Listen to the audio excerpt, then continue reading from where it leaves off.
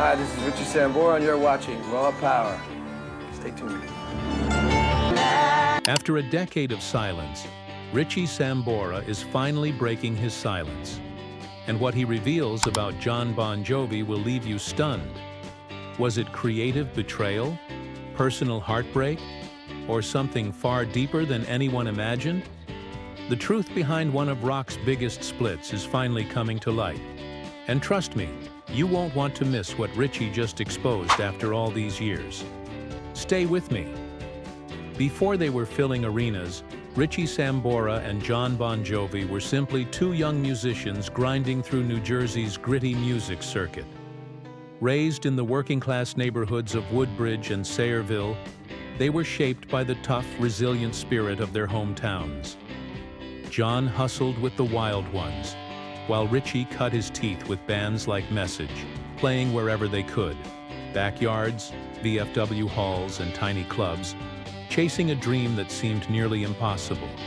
What united them wasn't just ambition, but a shared admiration for legendary storytellers like Bruce Springsteen and the electrifying showmanship of Led Zeppelin. When Richie officially joined Bon Jovi in 1983, the band's trajectory shifted overnight. He wasn't just filling a vacant guitar spot, he was redefining their entire sound. His soulful, blues-infused playing blended seamlessly with Jon's commanding vocals, crafting a sound that resonated deeply across generations. Early gigs at places like the Fast Lane in Asbury Park showcased their undeniable chemistry, where Richie's intuitive sense for harmonies and arrangements perfectly balanced Jon's radio-ready anthems. As they climbed the charts, their collaborative magic became etched into rock history.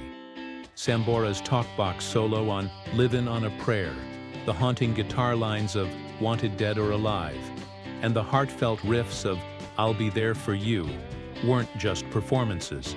They were masterstrokes that defined the Bon Jovi sound. Behind the scenes, they shared laughter, brotherhood, and a rare trust that grounded them through the wild roller coaster of fame. Richie, often the calming anchor amid the chaos, provided Jon a steadying presence as the band's popularity exploded. Yet, even in those golden moments, an unspoken hierarchy was quietly taking root. While the world increasingly viewed Jon as the face of Bon Jovi, Richie subtly slipped further from the spotlight, despite his co-writing credits and indispensable role in shaping their signature sound. Though committed to the shared dream, Richie's position began to feel like he was standing just outside the center stage. While many saw only their chart-topping success, something profound was unfolding behind the chords. As Bon Jovi's identity solidified during the mid-'80s, Richie wasn't merely playing lead guitar, he was injecting soul into every note. His style, blending bluesy depth with arena rock confidence, stood apart from the glam metal trends of the era, grounding the band's sound in lasting emotion. His solos weren't about flashy technical displays. They told stories, each one adding layers of meaning to the songs. Albums like Slippery When Wet and New Jersey became masterclasses in blending commercial appeal with authentic depth. Jon's soaring vocals captivated the masses, but Richie's intricate arrangements gave the songs their staying power.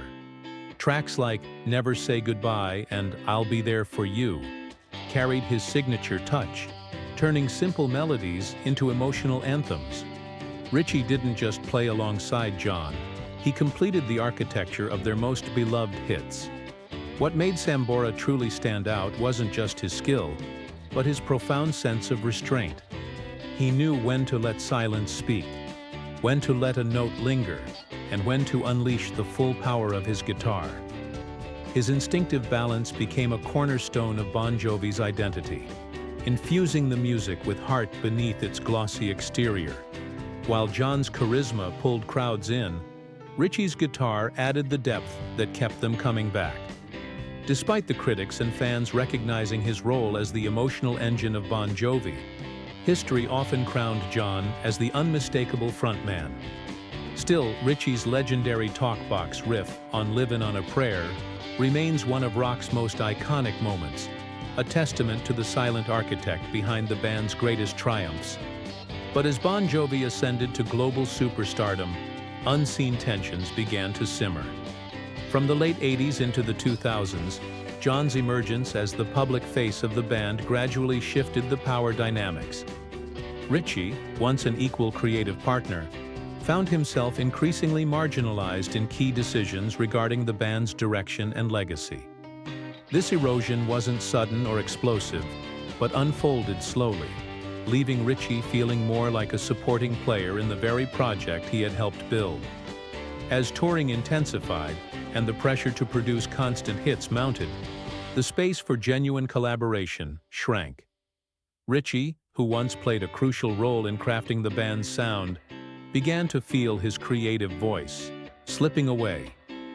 Despite his physical presence in studios and rehearsals, his input often felt disregarded, as if he were merely going through the motions without true influence. Complicating matters were Richie's personal battles. Struggles with addiction and the emotional toll of his divorce left him yearning for stability. But instead of finding solace within the band, he felt increasingly isolated, drifting emotionally even while performing alongside his longtime friends. The camaraderie that once fueled their bond was replaced by an invisible hierarchy that left him feeling unmoored. Unlike publicized celebrity breakups marked by explosive interviews, Richie's departure was a quiet fade. For years, he continued touring and recording with Bon Jovi, even as his heart slowly detached. By the time he exited the band in 2013, it wasn't a single moment of rupture, but the end of a long, exhausting struggle to reclaim a space where he felt creatively and personally safe. The weight of it all was not loud, but quietly corrosive, steadily eroding one of rock's most iconic partnerships. Then came April 2013. Just hours before a Bon Jovi concert in Calgary, fans were stunned by a sudden announcement. Richie Sambora would not be performing that night. The official statement cited personal reasons, offering no clarity or timeline, which fueled widespread speculation. Many assumed it was a temporary leave, perhaps for health or family matters. But as days stretched into months without his return, it became evident that something far more serious was unfolding behind the scenes. Privately, Richie was at his breaking point. The endless touring, creative conflicts, and years of feeling creatively sidelined had left him emotionally and physically drained. In later interviews, including a revealing 2024 New York Post piece, Richie described the band as having shifted from brotherhood to business. Feeling unheard and creatively stifled, he realized that the only way forward was to prioritize his own well-being and, most importantly, his daughter Ava. He simply wanted to be present in her life, something the band's unrelenting schedule no longer allowed. The shock wasn't in the silence, it was in the way Richie Sambora found out. After years of pouring his soul into Bon Jovi, he discovered through the internet that the band had moved forward, hired Phil X, and carried on touring without him. The man who had stood on stage night after night, co-writing some of their biggest anthems, suddenly realized he wasn't even given the courtesy of a conversation. It hit him like a punch to the gut. For Sambora, it wasn't just about being replaced. It was the erasure, the feeling of vanishing into thin air, while the world kept spinning without missing a beat.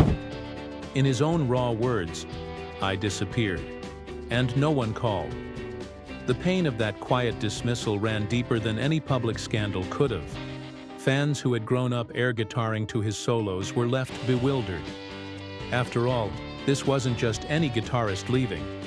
This was the heartbeat behind Bon Jovi's most memorable moments, finally sharing his story after years of carefully guarded silence. The unraveling didn't happen overnight. It was years of feeling unappreciated, creatively overlooked, and personally cast aside.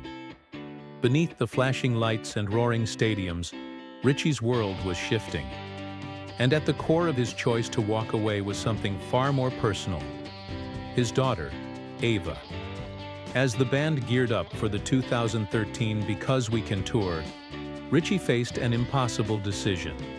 The world saw a rock star, but behind closed doors, he was a father watching precious years with his daughter slip away. In multiple candid interviews years later, Richie peeled back the curtain, admitting that the constant touring created a widening gap between him and Ava, who was growing up fast and facing her own challenges following her parents' high-profile split. The music, as glorious as it was, started to feel like a cage. He knew those moments with Ava were irreplaceable. "You don't get those years back," he confessed. The music had given him everything, but it was also robbing him of what mattered most, being present for his daughter when she needed him the most. The reaction from the public was as divided as it was intense. While some fans criticized him for leaving at such a crucial time, others hailed his decision as one of strength, a man brave enough to prioritize his family over fame. And while the departure seemed abrupt to the outside world, for Richie, it was a deeply calculated act of self-preservation. In his eyes, stepping back didn't mean abandoning music. It meant refusing to abandon Ava. Now, years later, his greatest pride isn't etched in platinum records, but in the bond he's built with his daughter. He beams with pride when speaking about her creativity, education, and their unbreakable closeness. "I can always pick up a guitar, but I only get one shot at being her dad," he stated with unflinching conviction. That choice may have stunned fans and reshaped Bon Jovi forever, but Richie stands by it with no regrets. As he walked away from the stage, the air was filled not with scandal, but with deafening silence. For years after Richie's exit, both he and Jon Bon Jovi maintained a careful distance in the public eye. No harsh interviews, no bitter headlines, just a void that left fans speculating. Insiders, however, knew that the fracture had been widening long before the tour. Outwardly, the band maintained its polished image, but behind closed doors, tension simmered as creative control shifted, and the personal connection between the two longtime partners began to erode. Richie slowly found himself edged out of the very group he helped shape. Decisions that once involved him became one-sided. Studio sessions grew cold, transactional, devoid of the collaborative energy that once defined their hits. In a 2024 interview, Richie admitted, "It stopped feeling like a band. It became a corporation." That slow, quiet unraveling cut far deeper than any explosive fallout ever could. Even as frustration built within him, Richie remained publicly silent for years, choosing to withhold his side of the story while privately carrying the emotional weight. Only much later did he reveal the extent of that creative suffocation, calling the environment toxic and draining. It was a gradual breakdown of trust, where every unspoken word and unmade call left a growing emptiness between two men who had once called each other brothers. And yet, even in his pain, Richie refused to lash out publicly. Meanwhile, Jon Bon Jovi, while occasionally acknowledging the difficulty of Richie's absence, largely kept his comments reserved, focused instead on pushing the band forward with Phil X. This quiet mutual restraint prevented public scandal, but left a decade of unanswered questions hanging heavy over one of rock's most iconic partnerships. Jon Bon Jovi, when asked about Richie's apology, offered a response filled with grace but finality. He expressed appreciation for the sentiment, but made clear that a reunion wasn't in the cards. "We had our run," he said simply, signaling that while their history remained intact, their partnership had run its course. For Jon, it was about moving forward, while for Richie, it was about healing. And though their roads may never cross again under the bright stage lights, the quiet dignity with which both men have handled their separation has left their shared legacy intact. A legacy built on decades of brotherhood, triumph, and bittersweet farewells. As Jon Bon Jovi faced one of the most daunting challenges of his career, the battle wasn't with charts or critics, but with his own voice. The vocal cords that once roared through stadium anthems began to falter, leaving him in a fragile state that no amount of fame could protect him from. Surgery, long periods of silence, and painful uncertainty became his new reality. Every note he once belted effortlessly was now a measured act of cautious recovery. What once fueled his meteoric rise now stood as his greatest vulnerability, reshaping how he viewed not only his career, but life itself. The bravado that once defined his performances gave way to a calm acceptance that his legacy didn't depend on reliving past glories. It depended on preserving what remained. While fans still dreamt of a reunion with Richie Sambora, Jon had already stepped into a different phase of his life, one that didn't revolve around old hits or reuniting for the sake of sentiment. His recent work, like the 2024 release Forever, reflected deeper themes: loss, healing, and reflection from a man who's walked every corner of the rock and roll world. The idea of nostalgia seemed almost irrelevant to him now. It wasn't that he rejected the past, rather he embraced it without feeling tethered to it.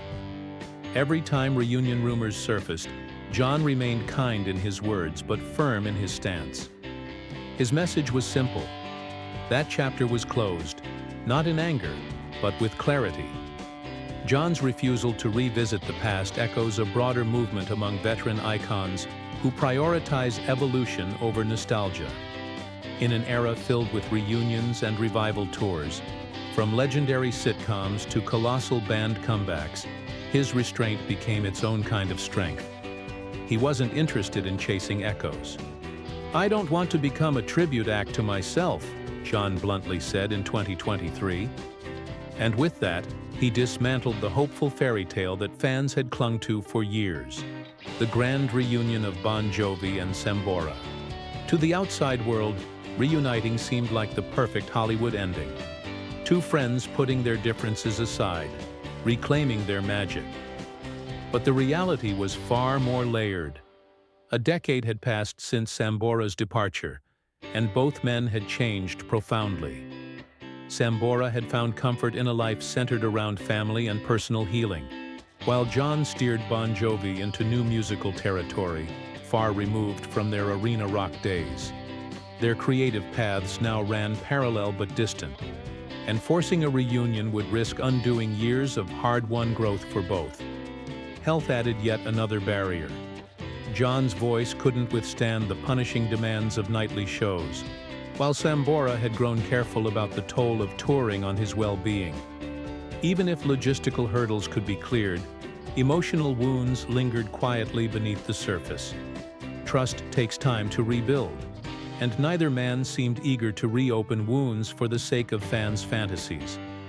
Ironically, any attempt to revive their old dynamic might end up overshadowing the very legacy it sought to honor. As many veteran rockers have learned, nostalgia can be a dangerous currency.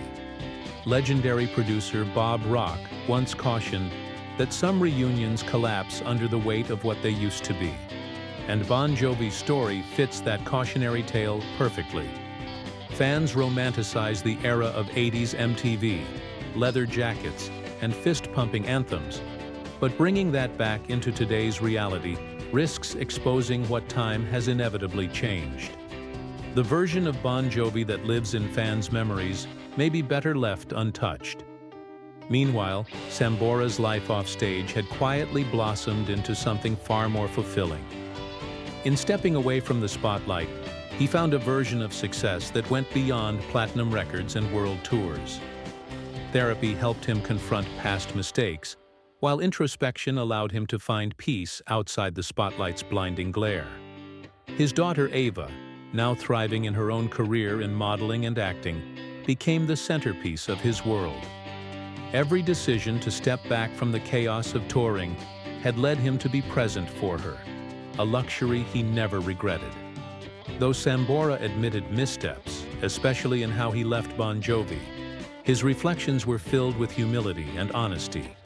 He often looked back on the music they made together with deep pride, recognizing the incredible impact they had on millions. In interviews, he never dismissed their legacy, instead acknowledging that what they built would forever be a part of who he was. "We created something timeless," he often remarked, his voice laced with a mixture of gratitude and acceptance.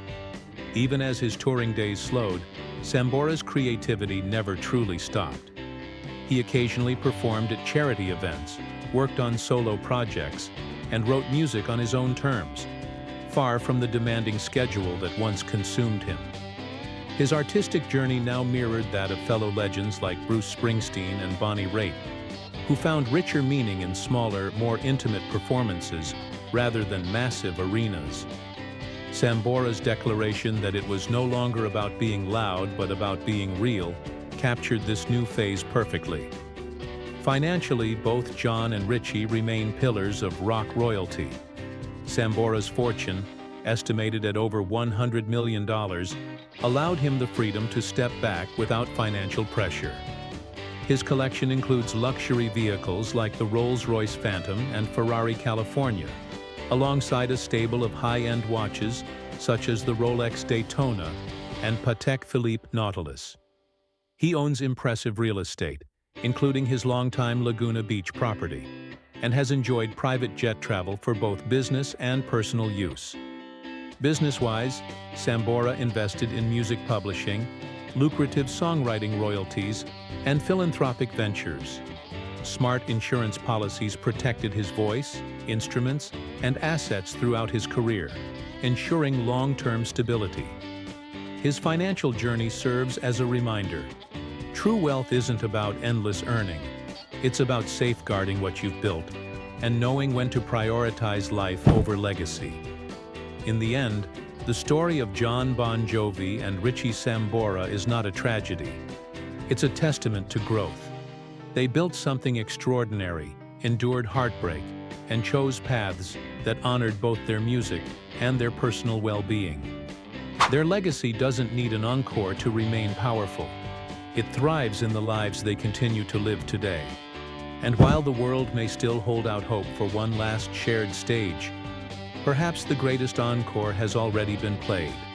One filled with grace, honesty, and the wisdom to move forward. And there you have it, the untold story behind Richie Sambora and Jon Bon Jovi's split. Hit like, drop your thoughts below, and subscribe for more untold rock legends. Because sometimes, even the strongest riffs can't hold a band together.